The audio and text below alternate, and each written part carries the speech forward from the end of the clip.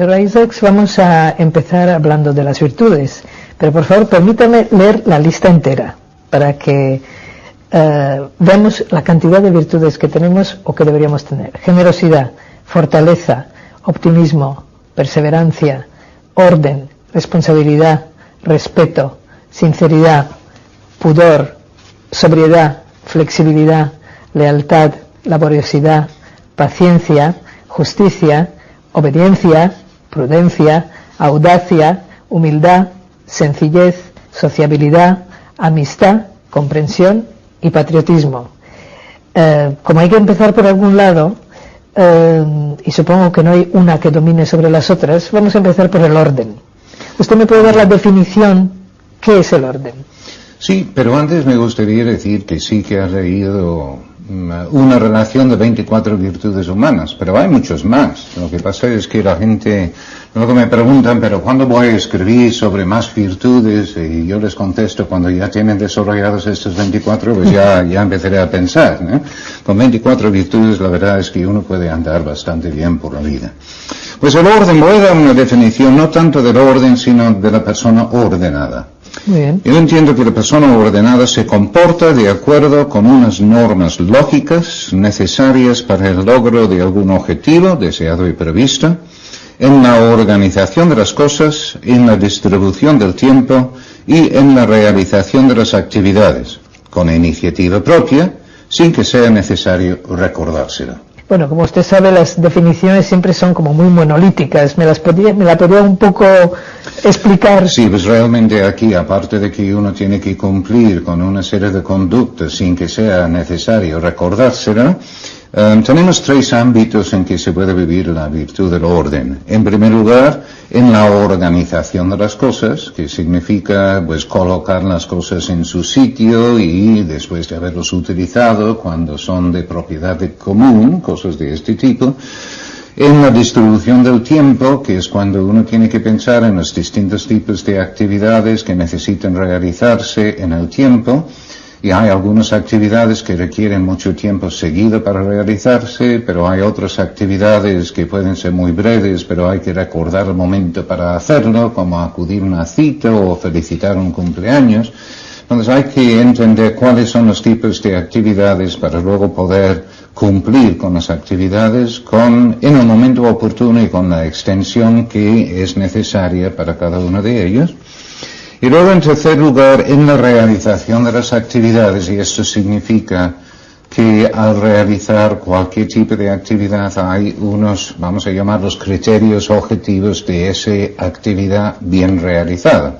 Donde si uno va a utilizar un ordenador, entonces uno tiene que saber cómo manejarlo y ser ordenado es de utilizarlo conforme al procedimiento previsto para ello. Pero esto es exactamente lo mismo con un niño pequeño, de no utilizar un paraguas para abrir un cajón que está cerrado, que esto sería una falta de orden porque se puede romper el paraguas, ¿no? Entonces también en la utilización de las distintas cosas es otro ámbito donde se puede vivir la virtud del orden. Y la virtud del orden es para todas las edades. Quiero decir, yo por ejemplo, si quiero aprender a tocar el piano, parto de cero, voy perfeccionando y llega un momento en que lo domino y luego simplemente voy a ser más o menos virtuosa en este instrumento. Con las virtudes pasa lo mismo, o sea, llega un momento en que uno ya domina la virtud, o toda la vida estamos con el solfeo. Toda la vida. Hay que estar toda la vida porque uno nunca llega a terminar de desarrollar ninguna de las virtudes. Además, hasta los 7 años aproximadamente tampoco es correcto hablar del desarrollo de las virtudes. Hay que tener en cuenta que se puede desarrollar una virtud de acuerdo con la intensidad con lo que se está viviendo y también de acuerdo con la rectitud de los motivos al vivirla.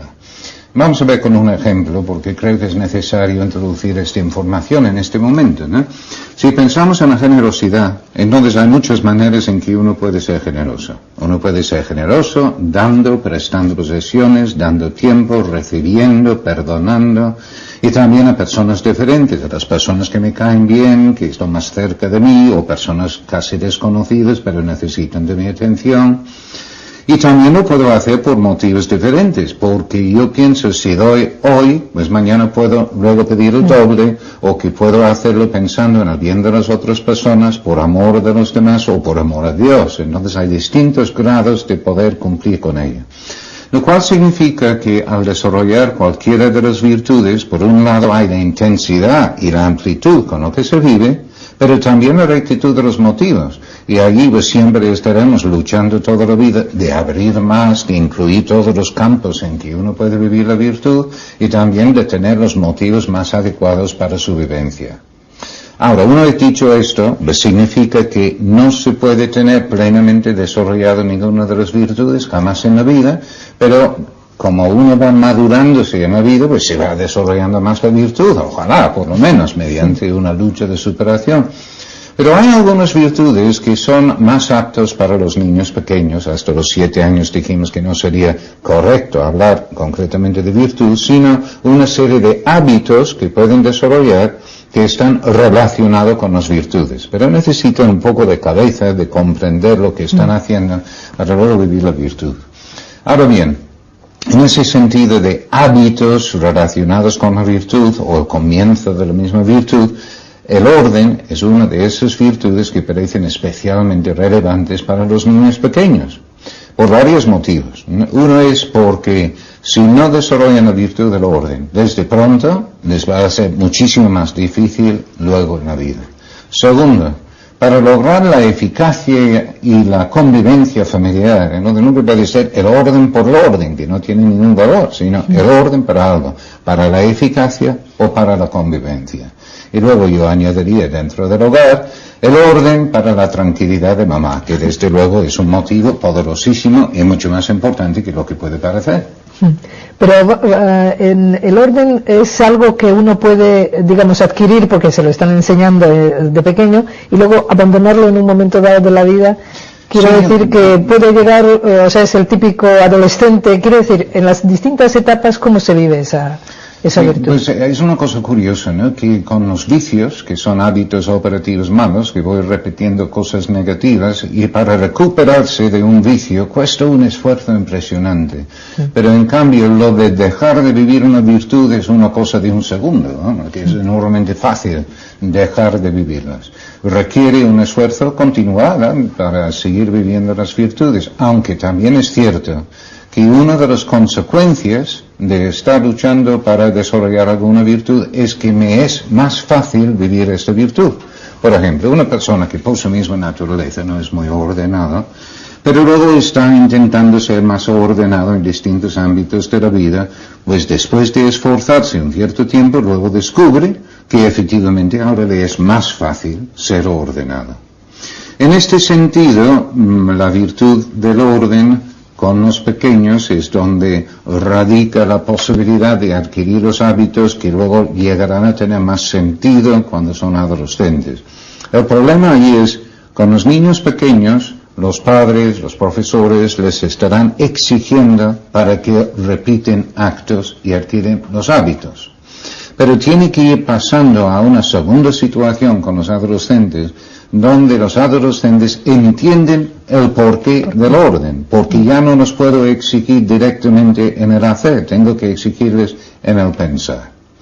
Un ejemplo, ya en la adolescencia, la virtud del orden, pues hay madres de familia que siguen exigiendo más que nada que sus hijos, sus hijas tengan sus dormitorios ordenados, y todos los días están gritando y chillando porque no los tienen ordenados. Pero luego un día una hija de 16 años dice, bueno mamá, esta noche voy a ir a una fiesta en la casa de unos que han ido de fuera de tal manera que lo podemos pasar bien. Seguramente volveré a las 7 de la mañana. Algo de esto. Y ella, que ya no puede gritar más fuerte que lo que estaba gritando sobre el orden de la habitación, pues entonces pierde también la posibilidad de ejercer su autoridad en ese momento. Hay que dejar para la adolescencia la exigencia directa en el hacer para cosas de suma importancia. Y en cambio, en lo demás, pues entonces hay que sugerir, ofrecer información, etc. Pues, ¿qué pasa con la pobre madre con los dormitorios de sus hijos? Pues, mire, que exigen una sola cosa, que cierren la puerta, ¿no? Y que no se vea. Y que no se vea, exactamente. Bueno, pero ¿es posible el orden sin la obediencia? No, porque con los niños pequeños especialmente estamos viendo cómo hay respeto que quizá hacia los padres, ¿no? Bueno, el respeto hacia los padres, pero en este caso, pues sí, es de respetarles, respetar la autoridad que los padres tienen sobre ellos, pero realmente con los niños pequeños es una situación absolutamente normal que ellos van a obedecer porque intuitivamente, naturalmente reconocen que los adultos que tienen cerca de ellos están buscando su bien. Otra cosa es que luego van resistiendo determinados tipos de exigencias, pues para ir probando su propia fuerza, para ir determinando su propia personalidad, que hace la vida muy difícil. Pero ahí es entonces es donde uno tiene que pensar en cómo exigir bien. Entonces, primera idea.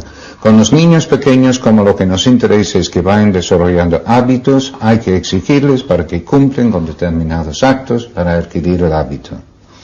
Pero al exigir, encontramos distintos problemas. Uno es que hay una tendencia, especialmente con los niños pequeños, de exigir muchísimo, pero en pocas cosas. Perdón, al revés, lo que se hace es de exigir poco, pero en muchas cosas.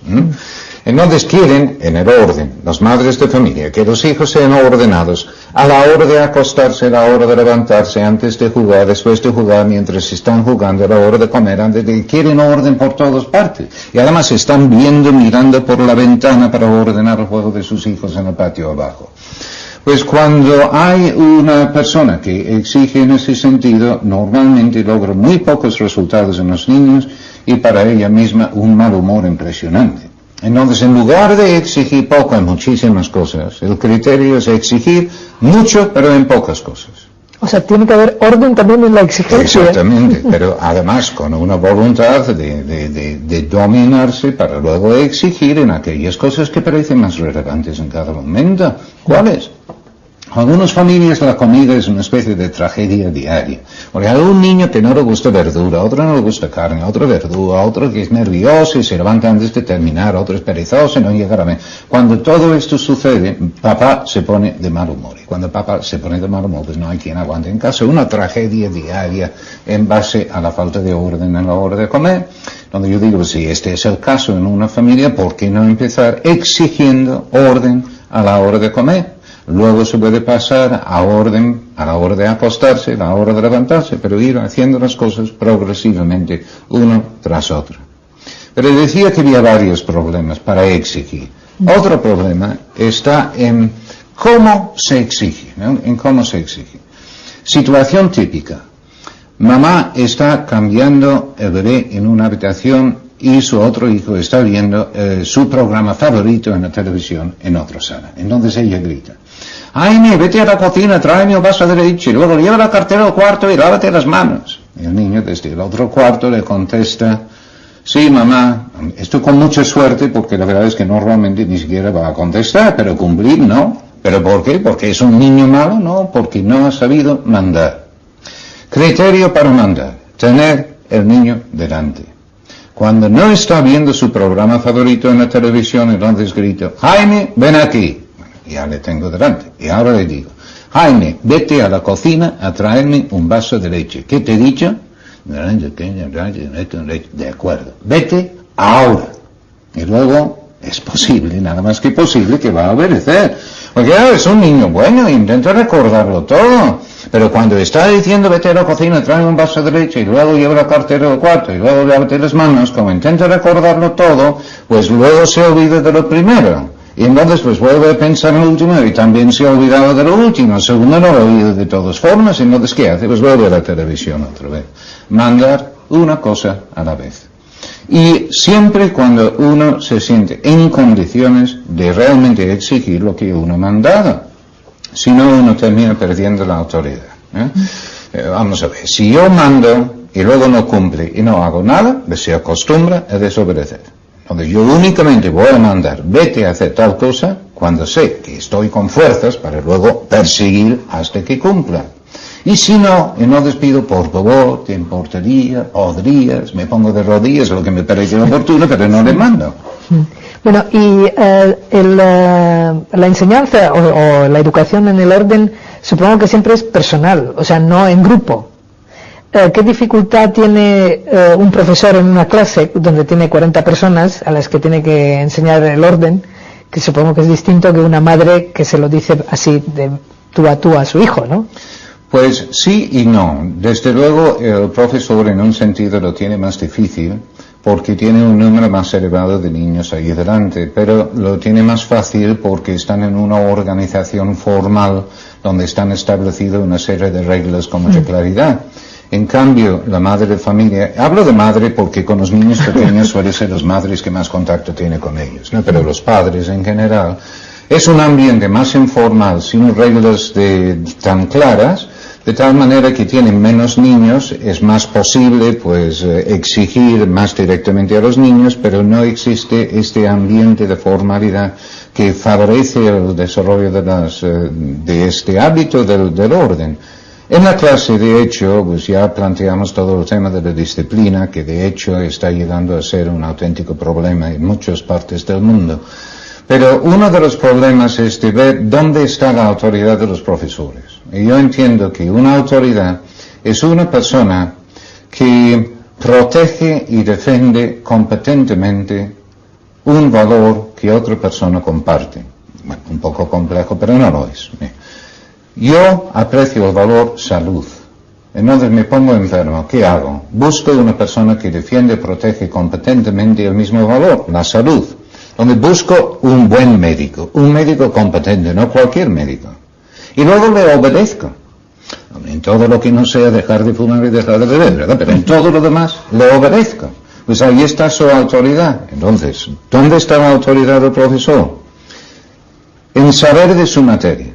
Y los niños lo saben inmediatamente si no sabe bien de su materia. Y en segundo lugar, que cree que está defendiendo y protegiendo algo que es connatural a la misma situación educativa, y esto es de ser tratado como persona.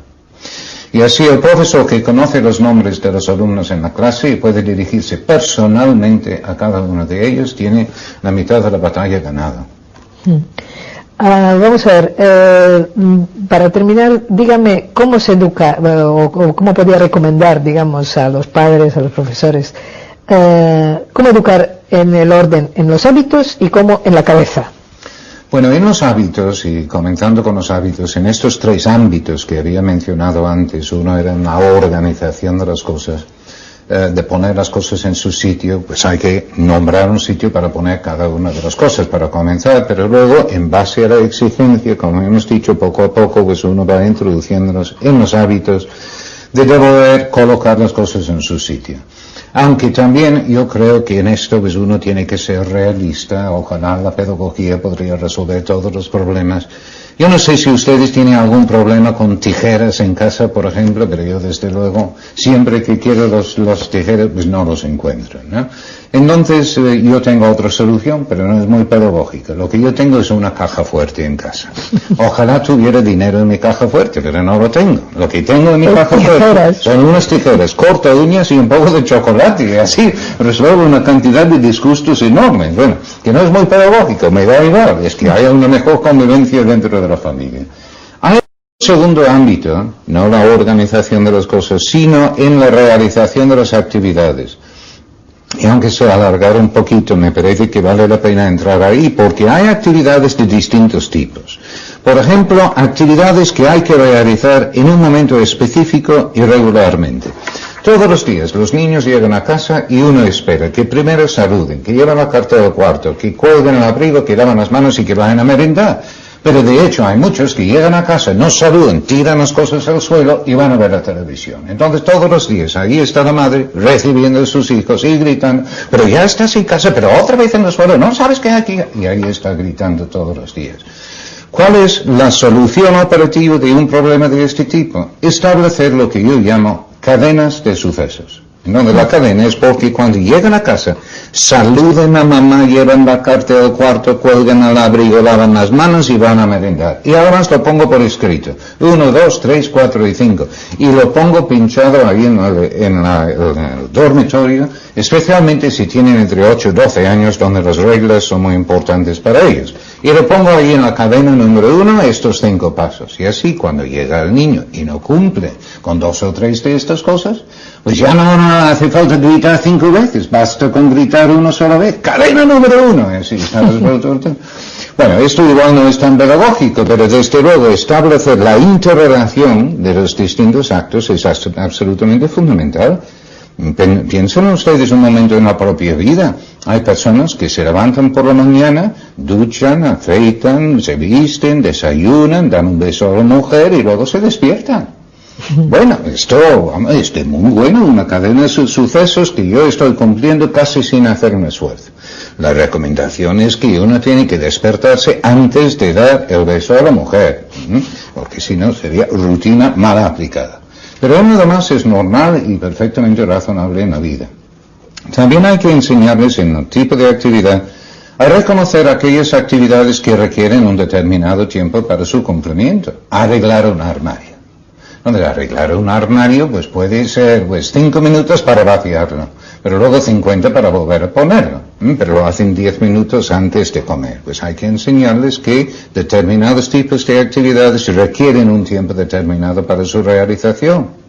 Hay otras actividades que hay que recordar el momento para cumplir con ellas. Enseñarles a utilizar una agenda desde muy pequeños. Que apunten sus propias visitas al dentista. Que apunten sus propios tiempo de evaluación. Que los cumpleaños de todos. Y aunque uno también tiene que recordar para luego decírselo en caso de que no utilicen su agenda, que aprenden a ser responsables de aquellas cosas que les competen cumplir en momentos determinados.